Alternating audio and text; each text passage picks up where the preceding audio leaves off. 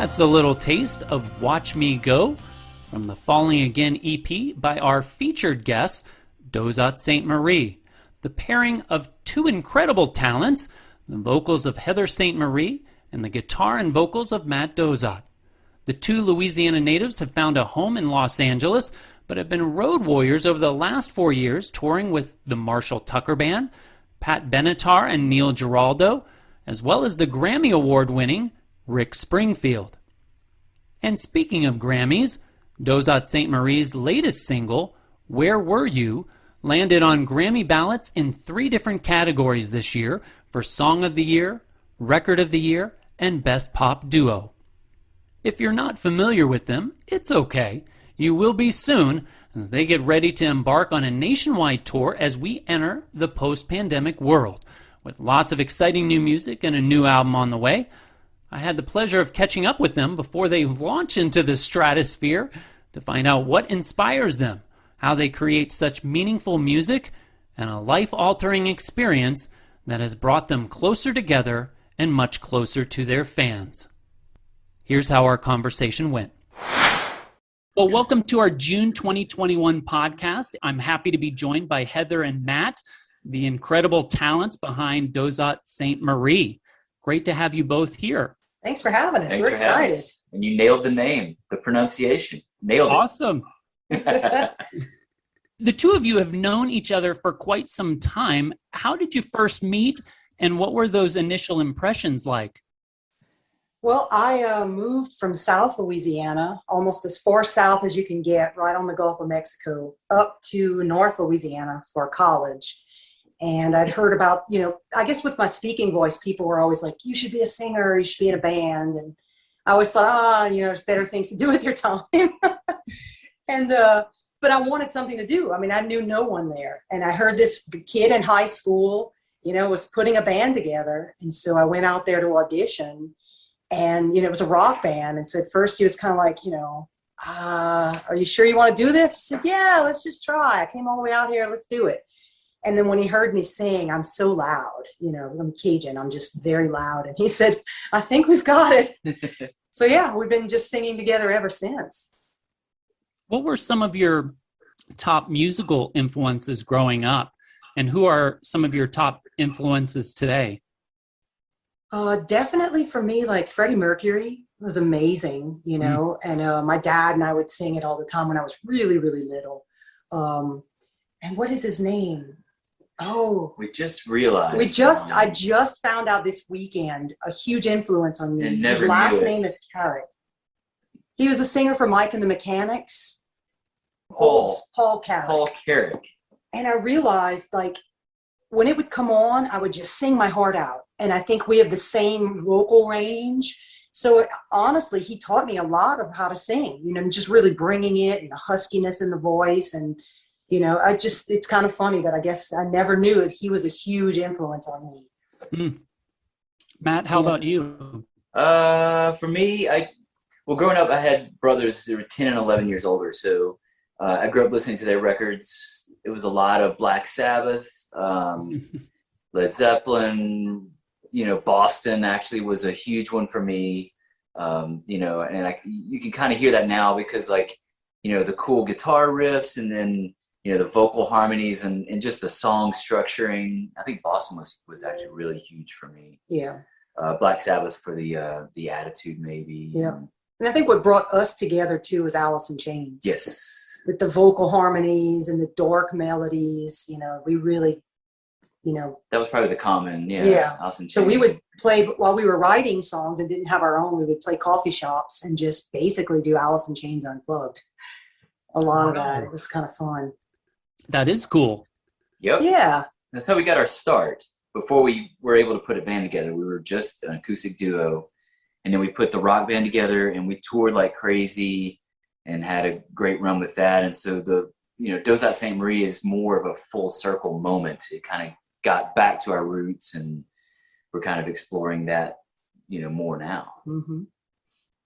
Yeah, that's a good setup for my next question because I was curious about how you go from touring with the Osbournes and Hydra Vibe to coming back to this duet singer-songwriter dynamic in Dauzat St. Was there like an aha moment, or did something just wasn't working musically with Hydrovibe where you thought, oh, let's strip it down and go back to our roots? No, it's actually kind of funny, like, because we were just talking about, today the gas prices, right? The gas prices are going up. They're high. They're almost at the level that they were when it started to slow down bands like Hydrovibe and other independent, touring bands. It started to slow us down. Mm-hmm. And so tours, we had to be more selective, and they got a little fewer and farther in between. And Heather and I just absolutely are road dogs. We love the road. And so we said, okay, and we always write music, and there was kind of a catalog of songs that just weren't appropriate for Hydrovibe.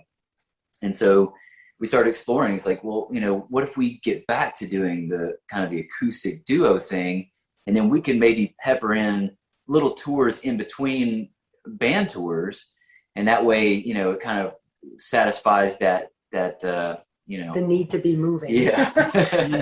The vagabond spirit, the gypsy spirit that we have. So that was the idea. It was to be in between band tours. We got our EP together. We got thrown onto given if we were just not forced to do this, it would have taken us a long time to debut Dauzat St. because we're kind of perfectionists. But there was an opportunity. Another artist that I was producing, she had her big CD release at the Hotel Cafe here in Hollywood, which is kind of the premier singer-songwriter venue. And she's like, hey, I want you and Heather to open. And we were like, yeah, great.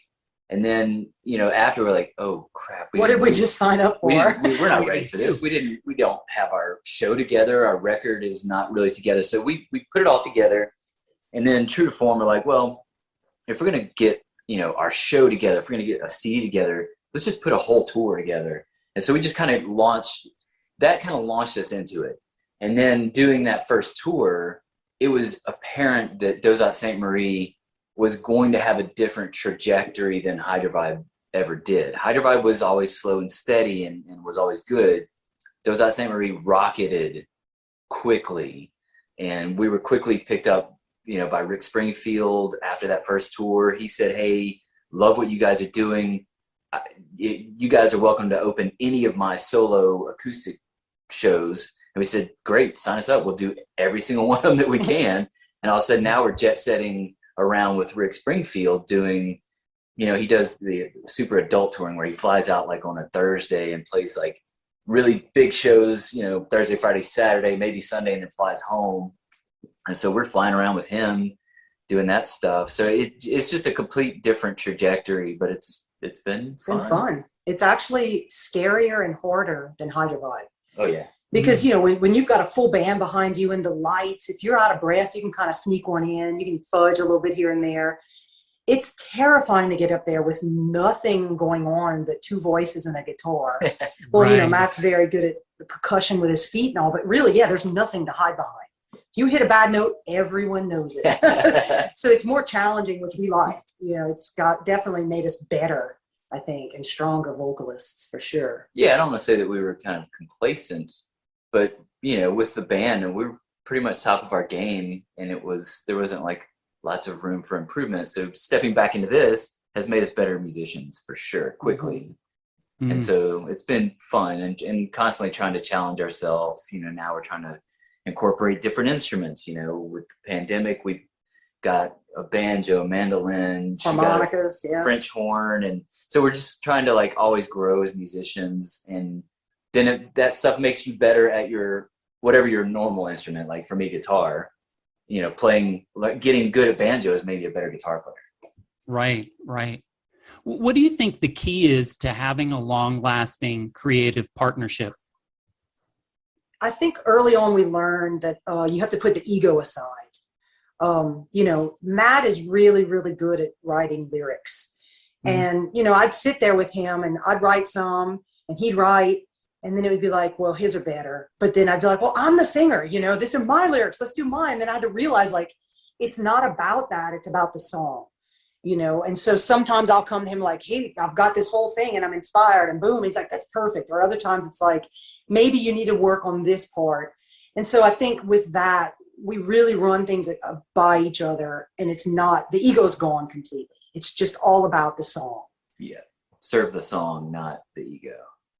Yeah. And that's hard to do. I mean, yeah, it is. You have to find that it's, you know, I say it's like a seesaw. I mean, sometimes you have to get out there with a big ego because you're on stage and you're the thing, you know, and you have to bring it and flip that switch. But then when you get off stage, you have to turn that off, you know, and be a normal human being. You know, it's the same with the songwriting. It's whatever's for the song. You can let all that other stuff go, you know. It works. And I think we just love to sing together. Our voices fit really well. And so I laugh as people are like, well, what do you do when you're driving 8 hours to the next show? I'm like, sing. Yep. We pretty much just sing. I'd love to be a fly on the wall in that car. That'd be great. We've thought about doing that. We've thought about putting some GoPros in there and just, you know, filming just what it's like, you know, us on the road, because there's a lot of funny moments that happen. And, you know, it could be cool, you know, if you get somebody to edit that and put together a little piece, it might be fun. We'll probably try to do that on our first run back out, you know, because it's going to be even more interesting because it's a different world now than it was. You know, we obviously have been forced off the road with the pandemic, but we were coming out of a 1.5 year long cancer battle that forced us off the road before that. Yeah. And so when we go back, you know, our last tour was with Pat Benatar. When we go back on the road, it's going to be way different, and there's going to be interesting situations. So, I mean, we probably should try to document some of that. Might be a good idea. Mm-hmm. That'd be fun. What's your process for creating music? Does it start with a guitar lick? Does it start with a lyric or set of lyrics? Are you working together or in separate rooms?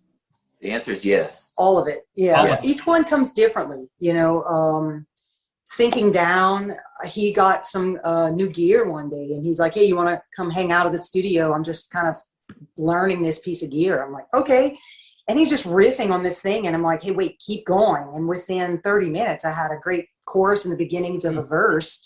That was one of those gimmies, you know, the universe just kind of dropped it in my lap. And I was like, I'm running with it. You know, one time we were sitting having lunch before band practice, and Matt was just fiddling with his acoustic, and the two of us worked out a song before practice.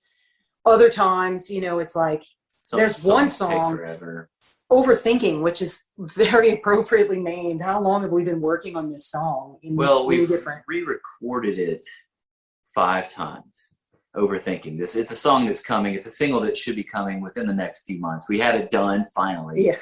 But yeah, we have literally scrapped and re-recorded it 5 times. Changing key, changing tempo, changing lyrics. Vibes entirely. Yeah, instrumentation. It just, you never know. Some songs are difficult. I mean, it's we never force the song. The song is born into the world the way the song wants to be born into the world. We try not to impart too much of what we want it to be on it. We try to let it be the best it can be. Yep.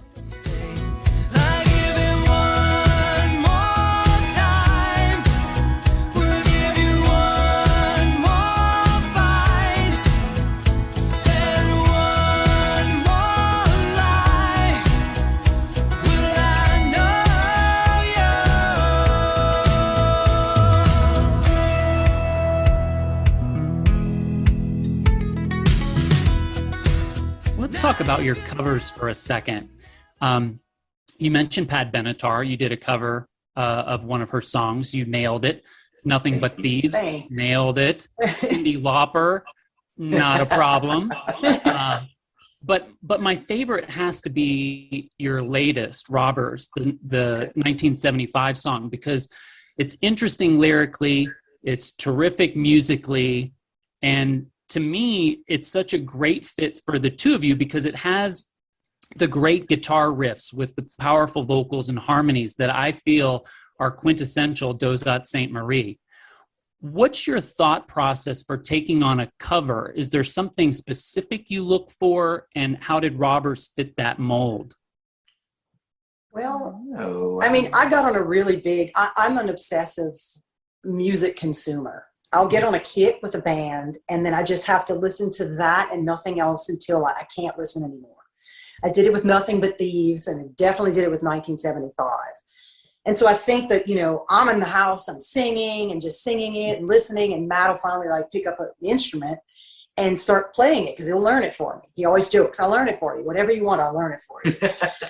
And, you know, again, with the pandemic, he's sitting here now with mandolin and a banjo next to him. And so he just picks up that and starts playing. He's like, wait, this is cool. This is a really cool, dark take on this. And then we were just like, let's do it. You know, we love it. And it's a great song, like you said. And so it was like, let's just put down our take on it. We've always been really good at reimagining other people's songs.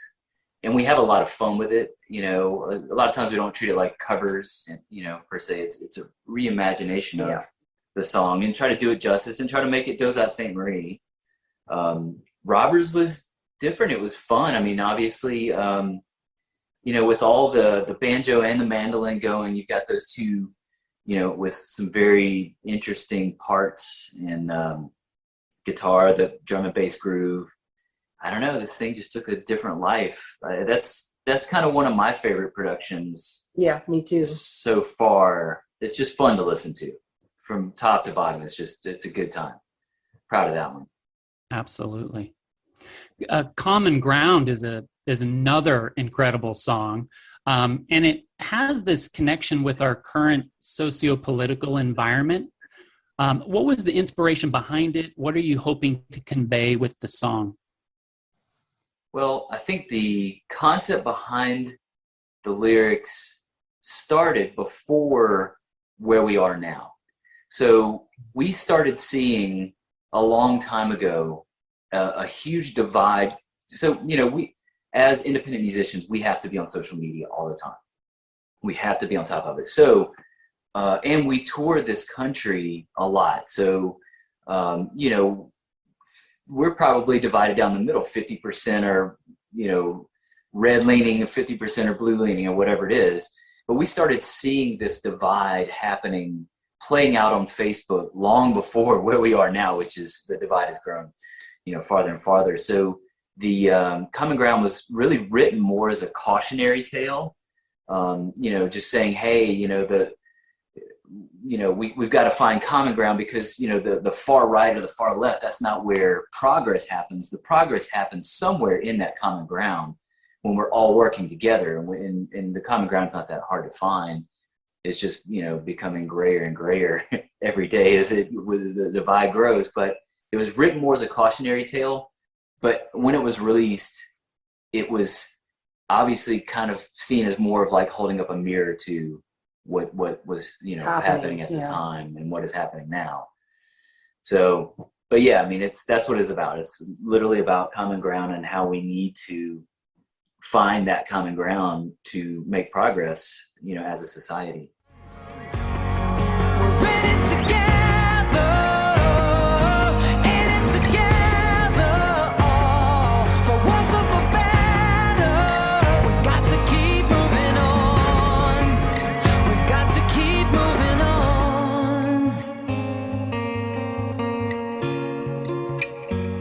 I want to talk about In It Together.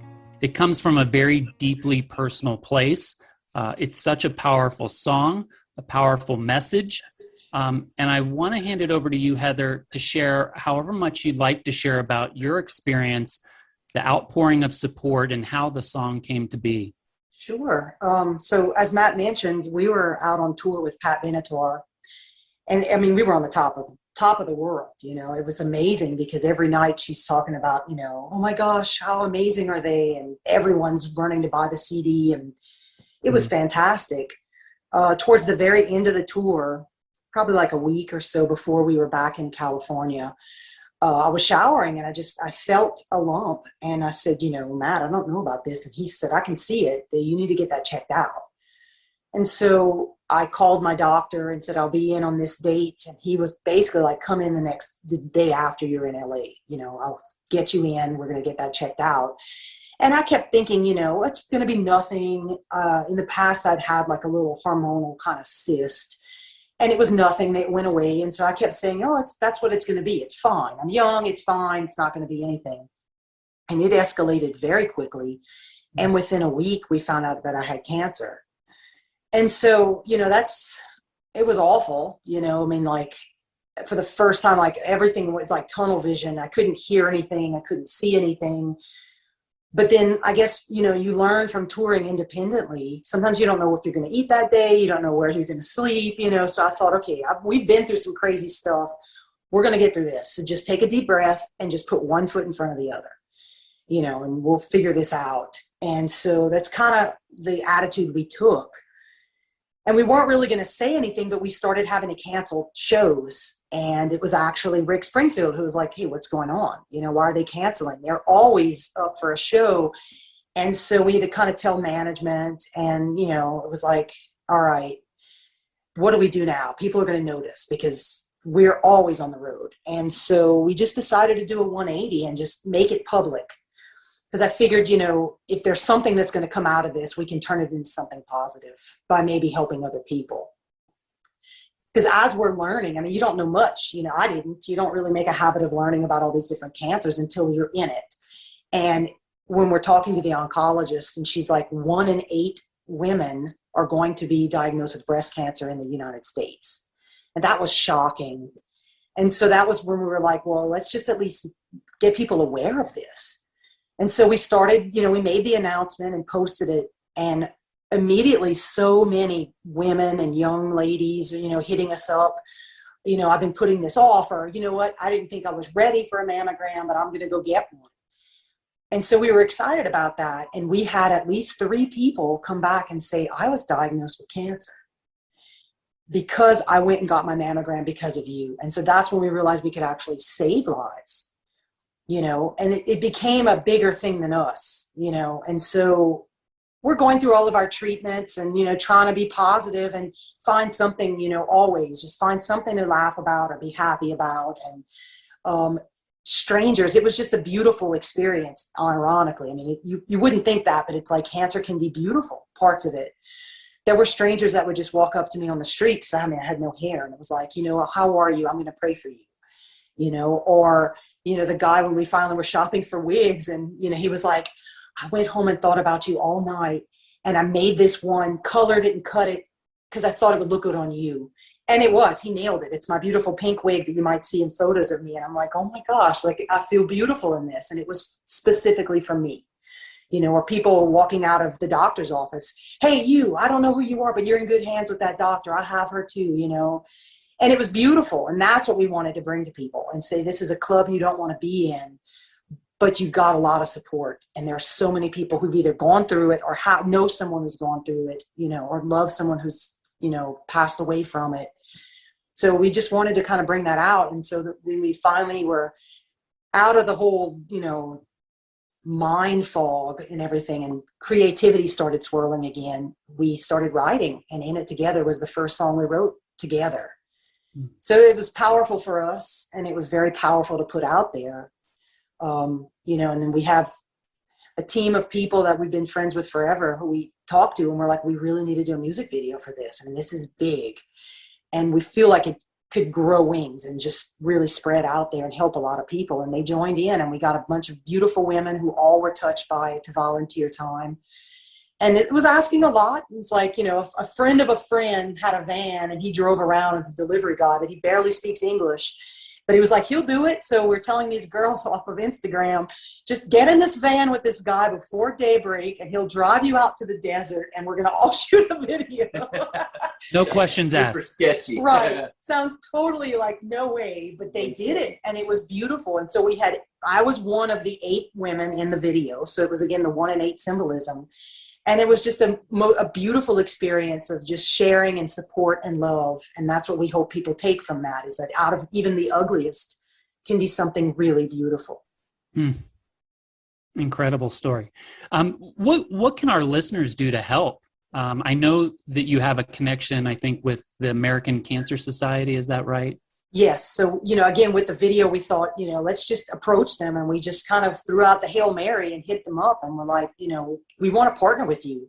This is important. And, you know, it spoke to them, and we got with a wonderful group of people from American Cancer Society. And, ironically, we found out, that some of the monies that they've raised for research created one of the medications that I'm on right now that's going to help prevent this from coming back. So I'm actually directly benefiting from it. So it comes full circle yet again. And so, we've got on our website, dsm.band. You can go there on the front. It says, join our fight. And that'll take you to a little landing page that has all the information. We're raising money, and there's a text to give where you can immediately text $25 if you text that number. If you want to do more than that, you can do it on our website. And with that, there's the cool feature that you can actually do it in honor of someone. And, it'll put it up, and say, I'm doing it for so-and-so.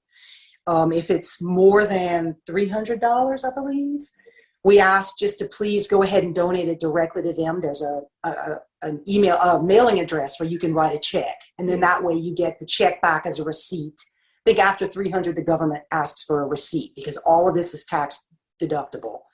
But yeah, we're raising money and we're raising awareness. Anyone out there, please stay on top of your health, and not just women, for men too. For sure. We have to, fight for our own health and, maintain our checkups and all that stuff because, you're given this one fragile but beautiful life. That's right. After going through a life-altering experience like that, has your perspective on music changed? And what are some of your dreams and aspirations now versus where they were 5 years ago? Oh, I think every aspect of my life has changed, and Matt's too. But we say I'm Heather 2.0 now. I guess I've got my own superhero backstory of, coming out stronger. And, I'm a lot less fearless now. I don't care anymore. I'm just going to go out there and try to do it. So over the last year, I picked up harmonica. I'm not afraid of anything. I'll just put it that way. Way different. Yeah. I was always afraid of heights or, kind of would get, stage fright. Now I'm like, whatever. I'm just getting out there. I'm having fun. You were in a shell, but you were definitely out of your shell. Yeah. Now it's like 200% Heather and watch out. Yes. Yeah. Yeah. So definitely, now, our goals are more creativity, I would say. Absolutely. More creative energy, just wanting to do everything. Yeah. Well, after cancer, all of last year, we did In It Together. We shot Common Ground, which that one, Matt and I basically did all of the set design with one guy. We built it all. We created the whole little world and, built the props and the costumes. And that would not have happened before. Where Were You was our first video of last year. And I just went ahead and learned video editing so that I could take all our old iPhone photo videos from touring years and years and put it together to make a video. So yeah, there's no limits anymore. Yeah. That's great. That's really great. Back in 2014, 15-ish, when I was covering music, I had the pleasure of interviewing Rick Springfield on his Unplugged tour. And it stands out as one of my all-time favorite interviews because he was so honest, he was so kind, he was so approachable, and yet he's Rick frickin' Springfield. Right?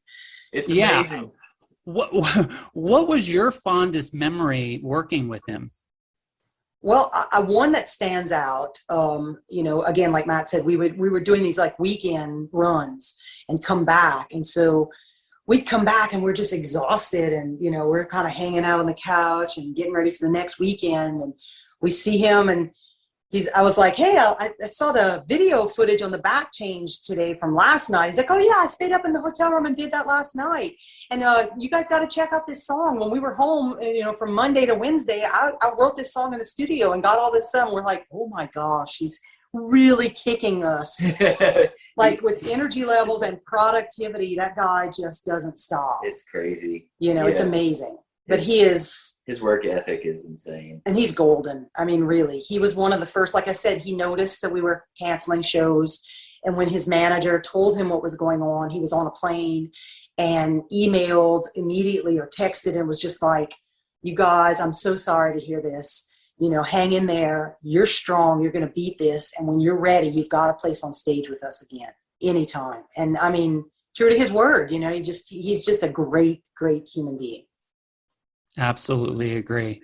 I mean, I remember asking him, what the key to his success was. And he said 3 things: never give up, never give up, never give up.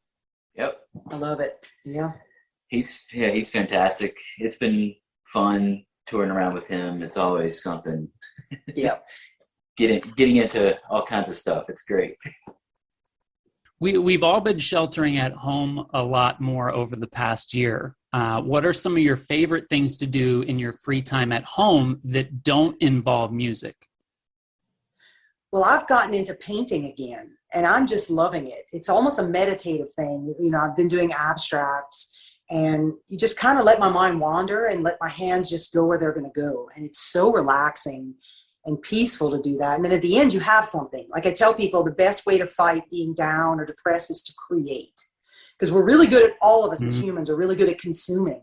But if you're putting something back out there, you feel good about yourself, and so I've been enjoying that. We work out a lot. Yep. We love it. Yep. We've got Just trying to keep it healthy. Our favorite is Body Fit by Amy. She's got a YouTube channel. And so even when we're in hotel rooms on tour, and we just put it on and work out. Body weight hit exercises. Yeah. Yeah. I guess that's great. It's really about it for us. For me, I don't really. It's either music. He's always doing music. Yeah. Always music. 24/7. Pretty much. Okay. I mean, you do what you love. That's right. So what are your next projects or steps musically? Obviously, we're kind of starting to come out of the pandemic. Will you be on tour this year or next, or is it kind of wait and see? We're hoping. I mean, Matt's been putting feelers out. It's hard because all the states have different stages that they're at with being open or not open. Right. But we just keep putting feelers out. Our goal is to be out this fall. Yeah. We spent the better part of last year writing and recording as much as possible. So we're just going to continue releasing. And the goal would be to have a CD release tour this fall. So that's what we're hoping for. Yeah, looking at maybe a September run. We'll see. But yeah, we're hoping that's going to be the record release. So right now we're trying to finish up the record. When the pandemic hit, we decided we were going to get on a schedule of releasing frequent singles, just to keep current and keep putting music out there. And so that we've been doing that.